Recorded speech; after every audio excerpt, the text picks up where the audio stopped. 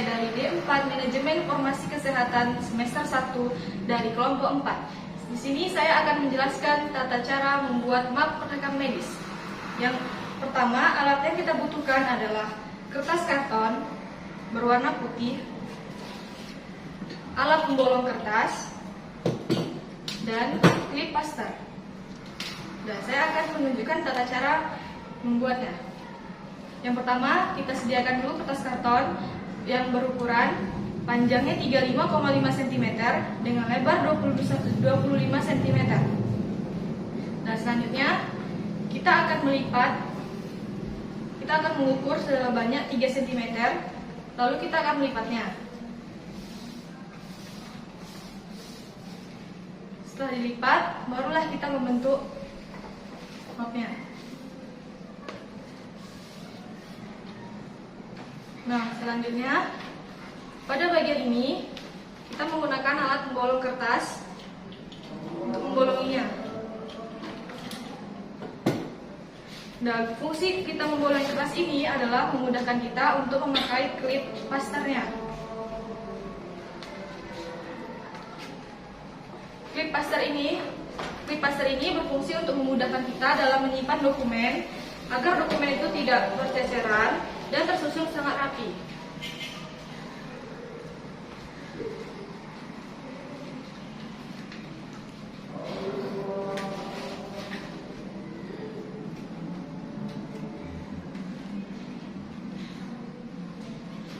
Sehingga dokumen itu aman dan tidak mudah jatuh. Nah, untuk sistematis pembuatan covernya, yang pertama di sini dilengkapi dengan data pasien atau nama lengkap pasiennya sesuai dengan KTP. Di sini ada nomor rekam medis dan di sini ada data rumah sakitnya. Dan kegunaan dari map ini untuk memudahkan kita dalam membuat dokumen dan agar tersusun rapi dan agar tidak tercecer kemana-mana atau berserak. Sekian yang dapat saya jelaskan, semoga bermanfaat. Terima kasih. Rekam medis adalah himpunan data pasien mengenai kehidupannya dan penyakitnya dan pengobatannya pada masa kini dan masa lampau, guna membantu tenaga kesehatan untuk melayani pasien.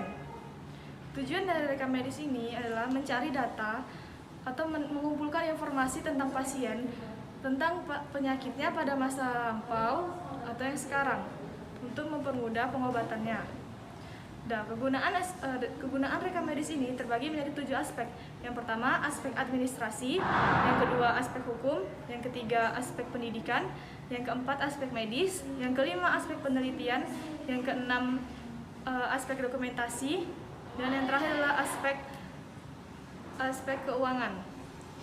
Nah, kami dari kelompok 4 akan mendemonstrasikan alur rekam medis pada rumah sakit.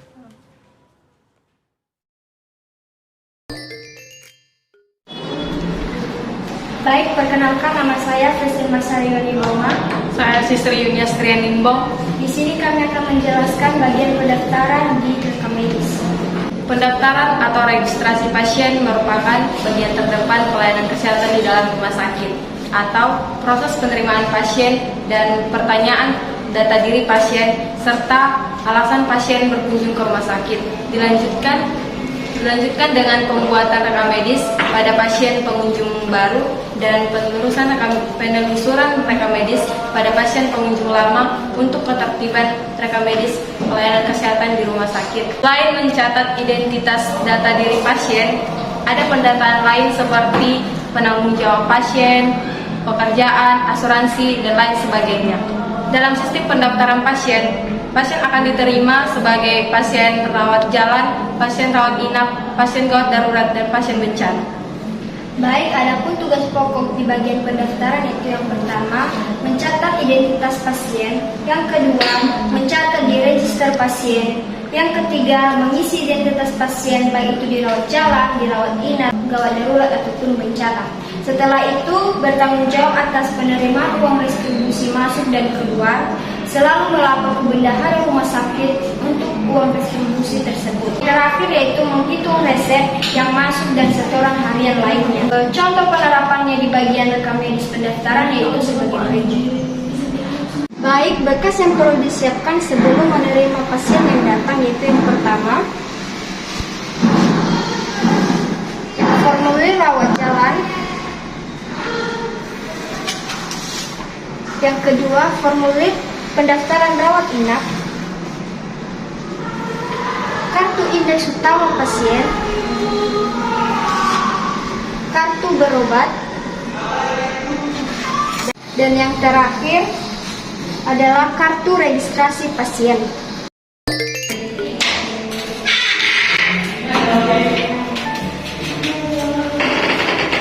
Selamat siang Bu, dengan saya Priscilla Sailani Roma, ada yang bisa dibantu? Selamat siang Bu, saya ingin berobat Bu.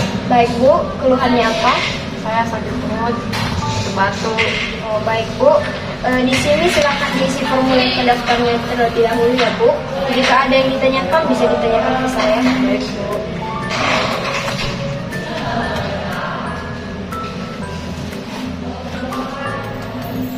Bu, ini Bu, ini di bagian pembayarannya bagaimana Bu? Oh, jadi di sini Bu, di Rumah Sakit Imelda ini ada 3 jenis pembayaran. Yang pertama asuransi, BPJS, dan umum ya Bu. Ya, Bu, Untuk mau menggunakan BPJS, apa? untuk BPJS boleh nggak? Surat rujukannya ada Bu. Enggak. Oh, mohon maaf Ibu, jika tidak ada surat rujukan maka tidak boleh ya Bu. Jika boleh ya harus menggunakan umum saja. Baik Bu. Baik.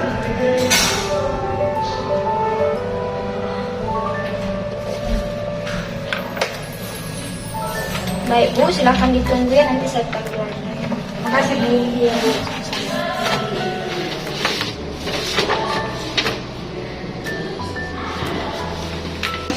Dengan Ibu Susri Yuni Astrian Limbong.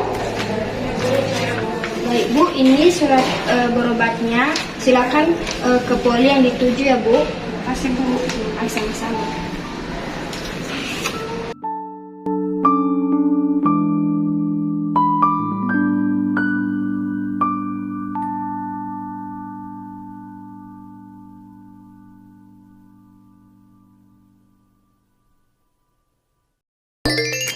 Perkenalkan, nama saya Sri Valia Rifka.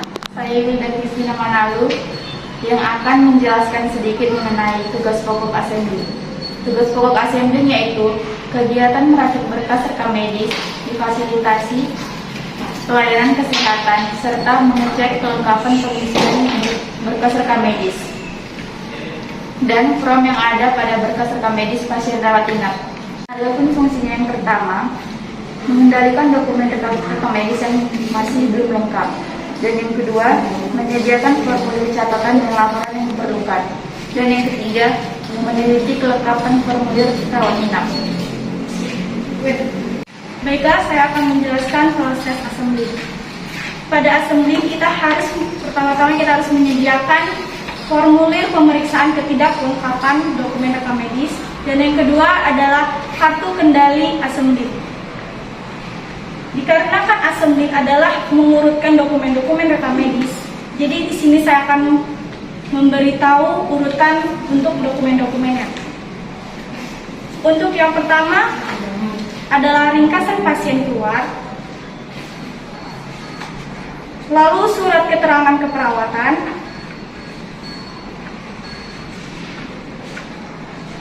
formulir IGD atau rawat jalan,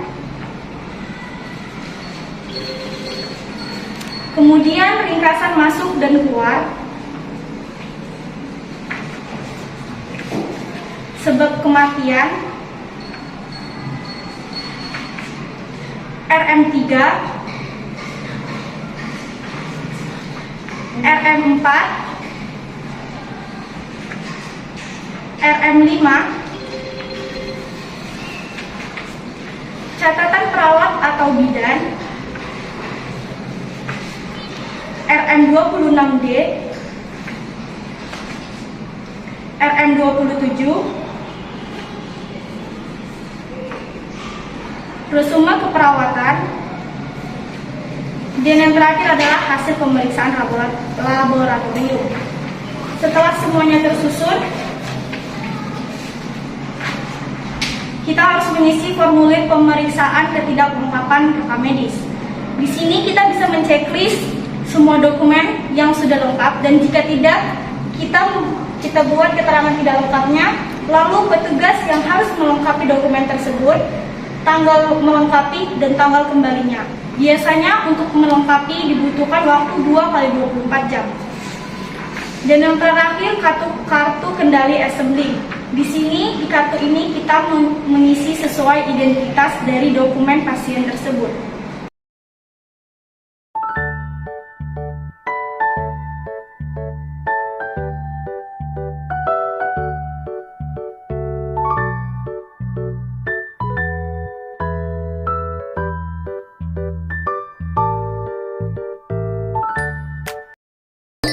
Perkenalkan, nama saya Dini Atika. Di sini saya akan menjelaskan tentang pengertian coding. Coding adalah pemberian kode yang menggunakan huruf dan angka yang berkomunikasi dengan menggunakan komponen data.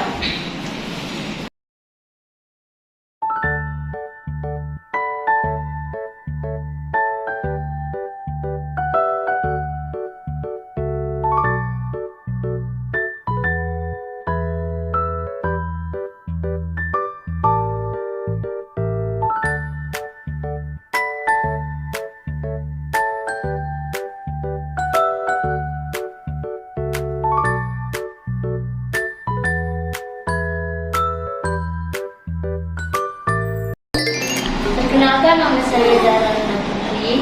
Saya Siti Anissa. Di sini saya akan menjelaskan tentang laporan. Laporan adalah suatu alat organisasi yang bertujuan untuk dapat memasukkan laporan secara tepat, dan akurat.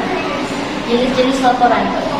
Laporan itu ada dua, yaitu laporan intern adalah laporan yang disesuaikan dengan kebutuhan rumah sakit. Satu harian menjadi dasar pembuatan laporan kegiatan yang bertujuan mulai dari jam 00 sampai dengan 24 setiap harinya.